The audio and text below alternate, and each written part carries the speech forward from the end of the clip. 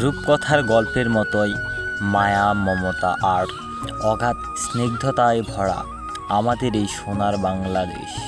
এদেশের গাছপালা, মাটি, বায়ু, জল, ফুল, ফল, পশু পাখি আর নদী নালার মতো অপরূপ বৈচিত্র্য সম্পূর্ণ দেশ আর কোথাও নেই।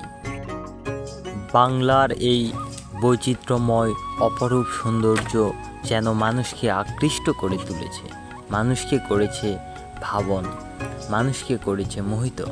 বাংলার এই নৈসর্গিক সৌন্দর্যে মুগ্ধ হয়েছে কবিগুরু, মুগ্ধ হয়েছে শিল্পী সাহিত্য, আর তাই তো আমরা কবি কণ্ঠে শুনতে পাই, এমন দেশটি কোথাও খুঁজে পাবে না গো তুমি, সকল দেশের রানী সেজে আমার জন্মভূমি। প্রকৃতির অপূর্ব দানে নানা প্রকার গাছের সমৃদ্ধে গড়া বাংলার গ্রাম। বাংলার বিচিত্র সৌন্দর্যের লাবণ্য, সজীবতা, সরলতায় যেন প্রাণ জুড়িয়ে যায়। কতই না অপূর্ব সুন্দর গ্রাম। সকালে বেলা বাড়ার সাথে সাথে গ্রামের মানুষের কর্মব্যস্ততাও বাড়তে থাকে। এই গ্রামের মানুষের জীবন ও জীবিকা নির্ভর করে কৃষিকাজ ও গবাদি পশু পালন করার মাধ্যমে।